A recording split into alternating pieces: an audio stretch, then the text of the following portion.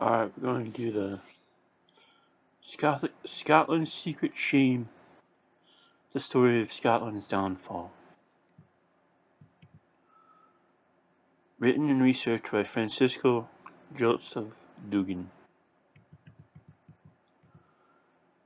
The 14th of December 1542, King James V of Scotland held his 7-day-old baby daughter, Mary, in his arms, and with his last breath may he have whispered to her, "My darling lassie, I am so sorry to leave you in these dreadful times, surrounded by devils.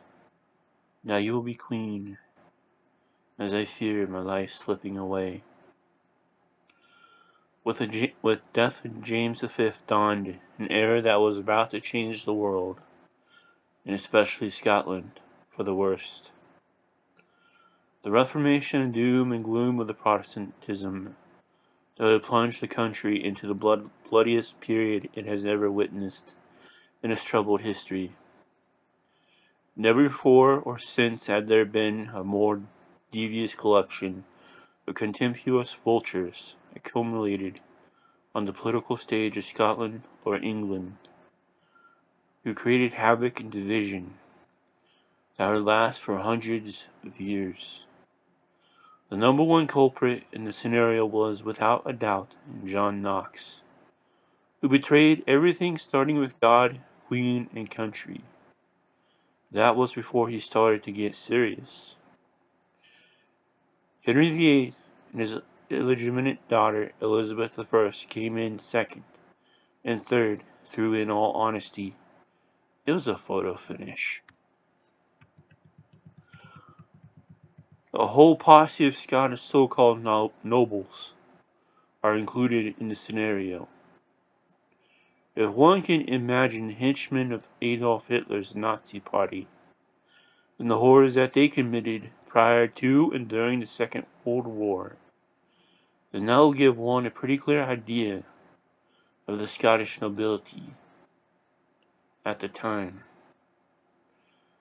The devil's personal servant and the illegitimate half-brother of Queen Mary of Scotland, James Stuart, Prior of Saint Andrew's, later become the Earl of Moray, who was a murderous, lying cheat and protector of Knox. The Earl of Bothwell, Morton, Reuben, James, and Andrew Melville, along with the sadistic child abuser George Buchanan. His theologian, to mention but a few, all pursued demonic ideals and forced the Scottish proletariat to follow them. I'll include the author J. Mackintosh, whose History of Scotland circa 1891 is almost dedicated to the promotion of the devil's own faith, Protestantism. The reign of James V had given hope to Scotland. When Europe was on the verge of the Reformation, the Scottish king, James IV, had been killed in battle at Flodden in September 1513. October 1513, his son was an infant, was crowned James V at Scone in Perth, and his mother was named as regnant. But this only lasted for 1 year due to her marriage with the Earl of Angus. Some of the nobles wanted the Duke of Albany to be regnant. He was the son of Alexander Stuart, the brother of King James III. And after the infant king was next heir to the crown, he had been living in France and accepted the role and arrived in Scotland in May 1515. The task of restoring order among the nobles was enormously difficult. He was French in manner and custom, and was at the disadvantage of being acquainted with the habits of the Scots.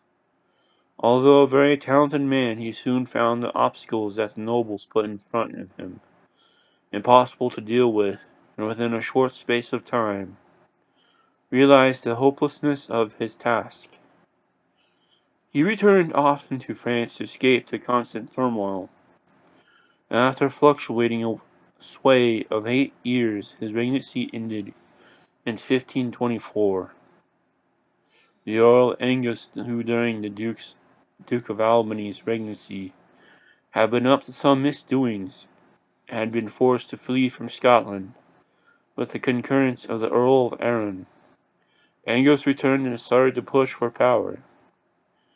He took on the mantle of Chancellor and made his uncle treasurer. He became the guardian of the young King James V, though in reality he held James as prisoner, and he compelled the young king, to sign everything which they presented to him. With the aid of some loyal nobles, the young king escaped from the imprisonment imposed upon him, and from that day, in May 1528, until the end of his life, James hunted and pursued Angus and his accomplices with relentless vigor and severity. The Earl of Angus' estates were fortified, and he fled to England under the protection of Henry VIII, where he stayed until the plot with Henry to return to Scotland and steal the baby Queen Mary after the death of King James V. Once James had found his freedom, he started making drastic changes in the government. He appointed the Archbishop of Glasgow as Chancellor and leaned more towards the clergy to help him govern the country, and the king pursued his policy of crushing the nobles. 1541 Parliament passed an act confirming the revocation of all grants of land, customs, and boroughs, rents, fishings, and gifts, which the king had been compelled to sign while being held prisoner under the Earl of Angus.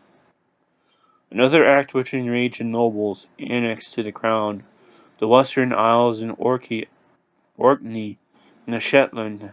The act also took over Bothwell, Preston, Douglas, Tantallon, Crawford, Lindsay, Bonhill, Jedburgh, Forres, Glamis, Liddesdale, Evansdale, and the Earldom of Angus, and everything that belonged to it. These acts were within the constitution, but overbold. As the crown had not the power to enforce them, the nobles were nervously apprehensive, and they were sure to make a move against the king. 1542, Henry VIII demanded King James V to attend a conference at York. James failed to attend, and Henry proclaimed war on Scotland. James mustered his army and marched to meet his enemy. Now the opportunity arose for the nobles to destroy their king. He was daring and fearless in leading his army, but the traitorous nobles turned back with their men and left the king defenseless. Not unlike the scenarios that William Wallace and Bonnie Prince Charlie had endured. James had no alternative other than to turn back. Shortly afterwards, the king managed to raise a small force led by Oliver Sinclair as his commander. He was a close friend to the king, and James knew he couldn't trust the nobles. As the army was approaching English ground, the nobles started arguing with the commander, and a great deal of confusion arose as to who was to do this or that. The English commander, Lord Dacre, observed this, and while the Scots were arguing with each other, 300 English cavalry dashed into the Scottish ranks and slaughtered them. As these were his only loyal soldiers, he knew he was finished. It had sapped all his strength, and he died with the newborn baby Mary in his arms on 14th December 1542. The Reformation brought a distorted notion of society to Scotland. To understand this, one must go directly to the official word of the Protestant Church, referring to its power over the civil government. This power in ecclesiastical polity is different and distinct from that which is called the civil power and belongs to the civil government of the Commonwealth. Although they are both of God and tend to the same end, if they be rightly used, namely, to advance the glory of God and to have good subjects. This ecclesiastical power flows immediately from God and the Mediator, Christ Jesus, and is spiritual, not having temporal head on earth, but only Christ, the spiritual King and Governor of His Church. Therefore this power and polity of the Church should lean upon the Word of God immediately, as the only ground thereof should be taken from the pure fountains of the Scriptures, hearing the voice of Christ, the only spiritual King, and being ruled by His laws. The civil power should command the spiritual to exercise and perform their office according to the Word of God. The spiritual ruler should require the Christian magistrates to administer justice and punish vice, and to maintain the liberty and peace of the Church within their bounds. The magistrate ought to assist, maintain, and fortify the jurisdictions of the Church. The ministers ought to assist their princes in all things agreeable to the Word of God, provided they do not neglect their own charge by involving themselves in civil affairs. What I seem to understand from this mentioned constitution is that it leans heavily towards the powers of the land and to protect the Church, a Church that was imposed upon the proletariat, and the absolute destruction of the Roman Catholic Church, and as has been seen in the later years, the turmoil against the Episcopalian Church, and the split into the thousands of factions of the Protestant churches. The Scottish Protestants seemed to think that they were the only people capable of determining the way that God should be worshipped, contrary to the way that Jesus Christ wished. Yet St. Peter and the apostles were ordained to carry the word and the message of Christ, and to ordain in His name and appoint successors on earth for them to continue spreading His word. Let's face it, for over 1,500 years, these appointed people carried out a pretty good method of going about what they did. 11 very frightened men and some women in fear of death brought His word all the nations of the world. Not all accept it, but all respect it. Excuse me.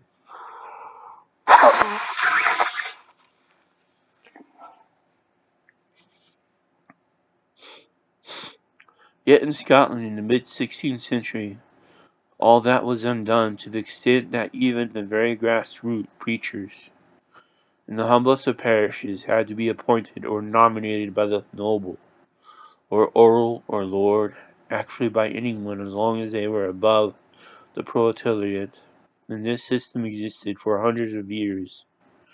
And the truth is that was what created the original grounds for the Reformation.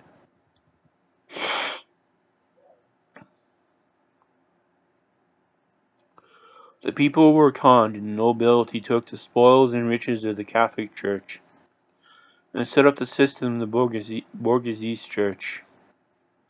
Perhaps the biggest thought-provoker was the cancellation of the foundation of Christianity, the feast and celebration of Christmas and Easter, the very essence of the faith. As a Catholic, my understanding of Jesus Christ is that He is the Son of God, but I fail to find in the constitution of the Protestant Church this acknowledgement. The term mediator is used. King and governor is also used. These terms could refer to anyone, and was this the reason for the abolishment of Easter, the most important feast for all Christians, as the rising of Jesus Christ from the dead proved that He was the Son of God? To be a follower of Jesus, you have to accept and believe this. If you don't, well, try again. Because if you want to, He will come to you, only if you want Him. From the early days of the Reformation of Scotland, it was total chaos. as this was a business move for the nobles, a handful of greedy power-grabbing vain men who preyed on the weakness of the poor serf classes, who were easily aroused by their false hopes and promises that never materialized as we now look back from the 21st century. Over 400 years have passed from the days of Knox. In reality, it is only since the end of the Second World War, though mostly from the 1960s onward, and the great labor movements have the proletariat moved out of the slums into slightly better housing and education. Prior to this period, under the Protestant rule from London, while the undemocratic government based their ruling the Scots to the House of Lords, a government or a parliament of the bourgeoisie. Let's face it, if the Protestant thing did not aid the proletariat, a state religion developed for the upper class who reaped all the cream off the top, and created a power for themselves, with the support of the Protestant church leaders. The Scots prior to the Reformation enjoyed one of the most progressive free societies in the then known world. The political and religious freedom was centuries ahead of England, and the cultural exchanges between our European neighbors were superb. For hundreds of years the English had been constantly at war, and neglected the real issues in the quality of life of their peoples. The hierarchy constantly suppressed the proletariat, mostly for the purpose to fight wars, as for them as still exists today. I am sure that the Scots and many decent English prior to the Reformation wanted desperately to live in harmony and peace, and the rulers of Scotland up to the death of James V encouraged what was then a good deal of democracy. That was eyed by the English bourgeoisie as a threat to the totalitarian state. This is something that in the 20th century one has witnessed throughout the world, brought directly into our homes by the technology that is available these days. The most prominent issue in the present-day life of the Scottish population is the judicial system. How can a society be free and equal when the courts of law and the judiciary are so strongly entwined with the Church of Scotland? I have stated that the end of Protestantism is imminent, though I must emphasize that the dying beast is a sharp bite, with strong jaws that cannot easily be pried open. Until recently, the judges of the Court of the Session, the highest court in the land, have paraded themselves unashamedly in the ridiculous outdated robes and wigs. At St. Giles, the church stolen from the Scottish Catholics in Edinburgh, on Protestant appointed days. I cannot see what these acts do to contribute to the equal and democratic society for everyone, of any persuasion to enjoy, without the subliminal feeling of inadequacy. These special days are also attended by the bourgeoisies from Scottish universities, and the medical associations, who all by their very presence at these events are actually endorsing Protestant dominance over the Scottish proletariat. And as we now live in a multifarious society, this is an outrageous scandal and humiliation towards the whole of the image of the Scottish nation in the eyes of the civilized democratic world, to which part Scotland has yet to participate.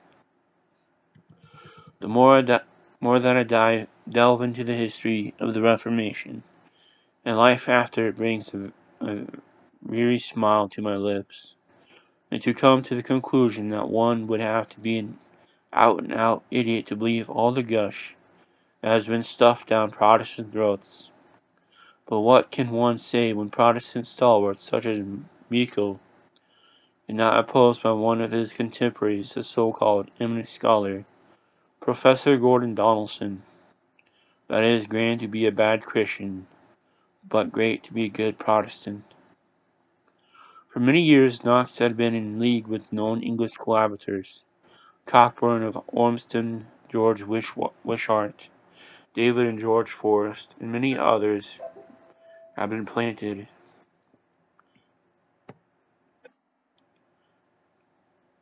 by the English under Henry VIII.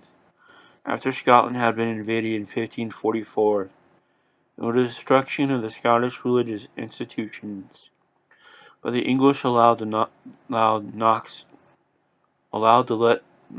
slave traders to lay down plans for the overthrow of Catholic people of Scotland, and eventually the Scottish government by bad Christians but good Protestants. The hard and true facts about Scotland as a nation: she has enjoyed independence for over 200 years, until the ugly head of the Reformation sold the soul of Scotland to the English. Without a doubt due to the leadership of John Knox's Protestant Church. From then until now, Scotland has ceased to be a nation in her own right. Having lived in many European countries and Hong Kong over the past 20 years, I am sad to say that so many Europeans think that Scotland is just an area in the north of England, and that is the people with some understanding of geography. Others less knowledgeable, though not less intelligent, scratch their heads and look bemused as to the exact location and purpose of claiming to be Scottish, rather than British, as in the eyes of the world. The nation of Scotland, the country, is no more than an English colony with tens of thousands of English troops based in Scotland, and in one guise or another even today. Although I have quite a few heated discussions with foreign nationals over the status of my own country of birth, I cannot other than agree that Scotland is nothing more than a satellite state of England. So let me tell you how Scotland fell. The hatred and bitterness of Henry VIII. After Henry VIII's apostasy from the Catholic Church, his bitterness and evil distorted hatred towards the Scottish people were brought to the fore, along with his detestation of anyone who opposed him. He hated against the Scottish Cardinal Beaton, who was the chief opponent of his wicked policies, was preeminent. Many of the Scots nobles also had plots to murder the cardinal, and Henry offered a reward to anyone who would kill him. Cardinal Beaton evaded his enemies during 1544, when all around him were major plotters, notably the Earl of Cassilis, the Earl of Glencairn, the Lord of Brewston, the Lord of Ormston, the Lord of Calder, and the Protestant preacher was implicated. All were traitorously deeply in league with Henry VIII and were plotting the murder of Cardinal Beaton. The Protestant preacher George Wishart had the support of the earls and lords and Henry during January 1546. During January 1546 he was preaching at Haddington against the cardinal, accompanied by John Knox. He was apprehended by the Earl of Bothwell and taken to Edinburgh, and shortly afterward was conveyed to Saint Andrew's. He was tried and convicted of heresy, implicated in the plot to murder Cardinal Beaton, the last bastion of Scottish freedom, against Henry VIII and his fiendish ambitions to enslave the Scots. Wishart condemned to death and was executed on 11th March 1546 for his part in the invasion by English forces that had destroyed the major Scottish learning institutions and abbeys. Cardinal Beaton had endeavored in every way possible to strengthen his position by discrediting the rogue nobles. Constantly the vultures were hovering. And late in May 1546, the cardinal received word that Henry was preparing another invasion of Scotland, and he put his castle on the defensive footing for the forthcoming English attack. The cardinal was in residence at his castle opposite the magnificent cathedral and centre of pilgrimage in Saint Andrew's, the ancient capital of Scotland, named after the brother of Saint Peter, the Apostle, because the relics of the bones of Saint Andrew first arrived at this place in Scotland. Early on the morning of the 29th, May 1546, Cardinal Beaton was brutally murdered. Norman Leslie and James Melville, along with a group of armed traders, told the gatekeeper that they had arranged an interview with Cardinal Beaton, as he had no knowledge of this, and noting that they were heavily armed, the gatekeeper told them to wait until he reported to the cardinal. The traders immediately pounced on the helpless fellow and stabbed him to death in the name of Protestantism. Within a matter of minutes, the gang were inside the castle grounds, but the noise of the commotion aroused the defenders. The cardinal was awoken, and rose from his bed as he was coming downstairs from his bedchamber. Leslie Melville, with the others in the dastardly party, confronted him and ruthlessly murdered him.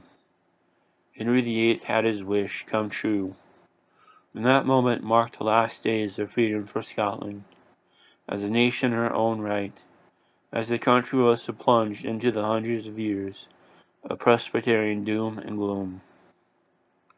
29th May 1546 was and still is a tragic day in the annals of Scottish history.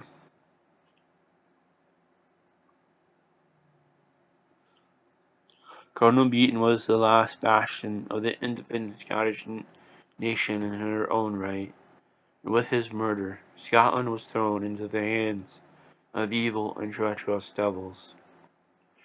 Henry VIII, unbeknownst to him, had less than a year of life left, perhaps for invoking the name of God. The demon king of England was riddled by the venerable disease syphilis.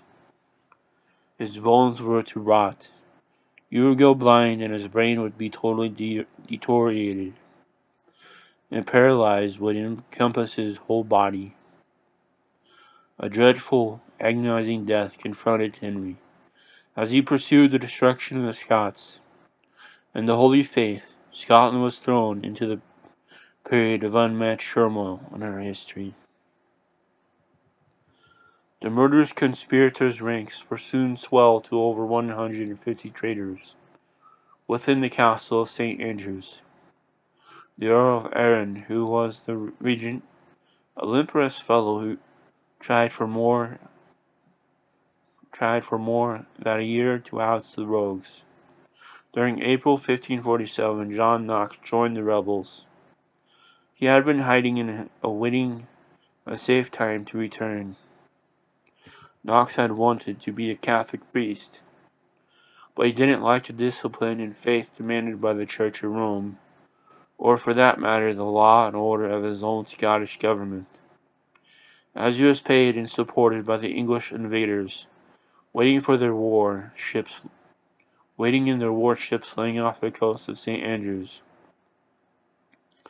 he rejected his faith, a faith that fed and educated him, then his government, and was in league with the enemy who had burned, murdered, and destroyed half of Scotland and her people for hundreds of years. This is not unique in history, that the common people can be duped and brainwashed into the desires of one man with lieutenants of a similar train of thought can be seen from recent history. The Scottish Parliament asked her French allies to come to their aid to get the English ships away from the ancient capital and to recapture the castle, in the hope of keeping Scotland free from English domination. June 1547, French galleys attacked the English and destroyed them and recaptured the castle. After a bloody battle, the traitors surrendered to the French commander and were deported to France. John Knox was among those imprisoned and taken to France, though on the intervention of the English government. He would be set free 2 years later to continue his insatiable desire to crush the Catholics of Scotland. Queen Mary drove Knox from Scotland. Although the monster Henry VIII had died in January 1547, and the French had helped to take back the castle at Saint Andrews, his evil policy was continued for the destruction of Scotland, and the search for the child of Mary Queen of Scots. Lord Hertford, now titled the Duke of Somerset, was engaged of bringing the Scots to their knees with great atrocities, and the English were imposing on the nation. The Scots had no army to defend herself. What little defenders they had were slaughtered at Pinkie in the later part of 1541.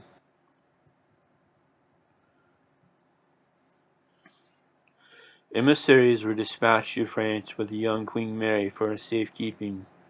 The following year 7,000 French forces landed in Scotland. They mustered the Scots in some form of self-belief, to rise something of an army, and the Scots together with their old trusted allies fought the English, who still had control of many castles in Scotland.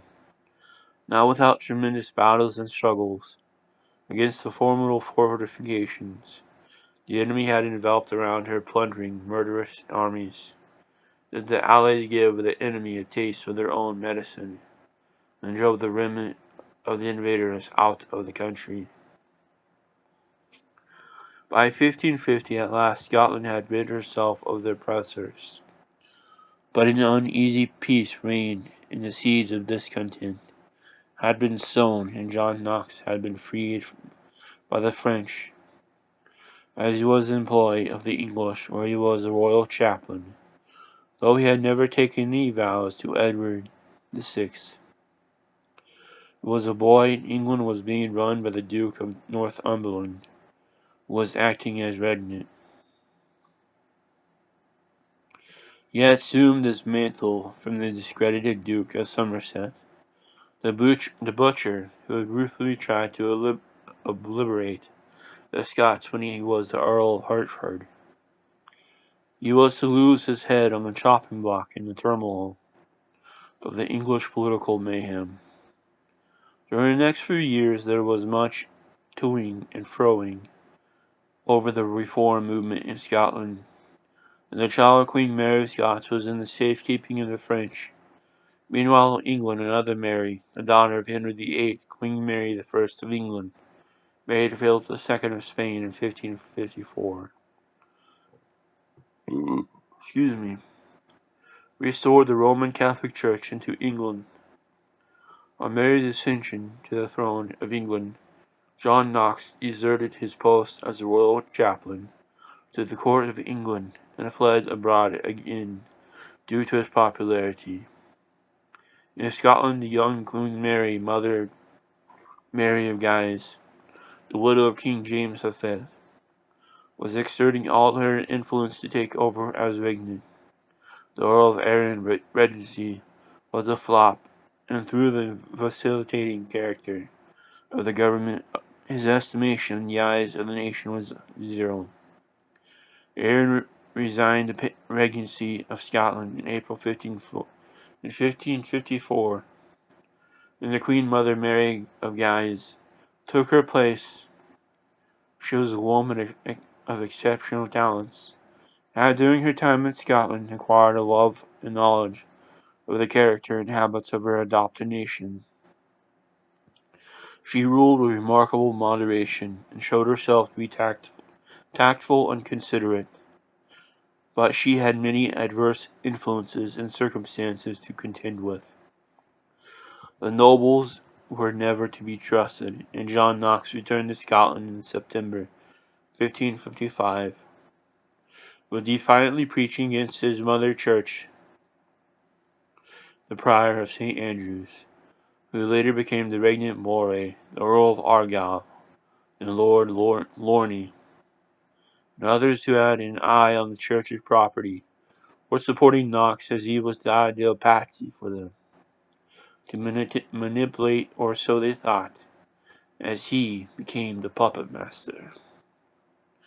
Knox was preaching zealously and venomously against the doctrines of the Catholic Church, and he wanted to impose on the Scots the strict and drastic theocracy of John Calvin, a Frenchman living in Geneva. His theology is centered on predestination, under which the elect are predestined by God to salvation. John Knox had betrayed his own church and country, and sided with Henry VIII. Now, he wanted his fellow Scots to believe his ways to be good, true, and faithful. He had an intense hatred against the Scottish Catholic Church, perhaps because he had never rose above the position of a scribe. The Catholic clergy was alarmed at the sermons Knox was preaching against the Church, and they realized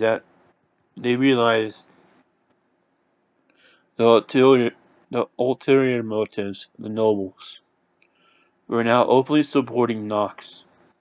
Many of the nobles had been in exile, living under the wing of Henry VIII, and had slunk back into Scotland after their protector's death during the weak regency of Arran. Knox was summoned to appear before the court in Edinburgh on 15th of May 1556, but when Erskine and other nobles turned out with a massive force and demanded his citation to be withdrawn, instead of appearing before the court, Knox preached to the gullible forces under the command of Erskine and the other rogue nobles. Knox fled Scotland once again. Soon after this, as other law-abiding nobles were searching for him, he escaped to Geneva. Meanwhile, Scotland deemed to be slipping into the dark abyss. The rest of the world was enjoying the discovery of new and colorful worlds. Columbus had found the Americas by accident, as he sailed to discover a new sea route to the spice world of India. Spices were a vital part of life, especially for keeping foodstuff preserved. Pepper was the most valuable spice, and accounted for 70% of the requirements of Europe, and the best of pepper was native to the subcontinent of India. Therefore, whoever discovered a fast route to India could control the economic power of the spices. Great explorers emerged such as Columbus, Vasco da Gama, Vespucci, and Magellan. On tiny skips, they sailed uncharted seas and brought back news of new discoveries of lands and people. Instead of being a part of this new adventures, the Scots' economy and resources had been drained with over 40 years of war with the English under Henry VIII. End of part 1.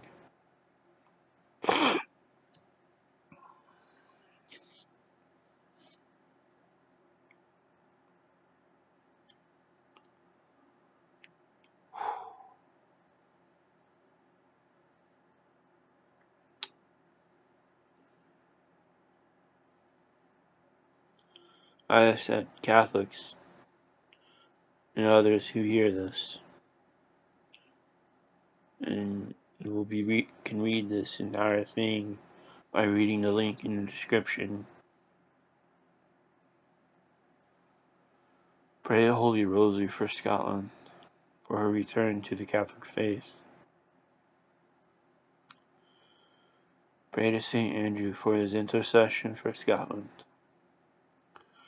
And most of all, to Saint Queen Margaret of Scotland. Through her intercession and the intercession of Saint Andrew, may Scotland once again be Catholic, be a nation all to itself once again. Well, that's it. As we wait for part 2 by Mr. Dougan. That's it, folks. Have a good morning.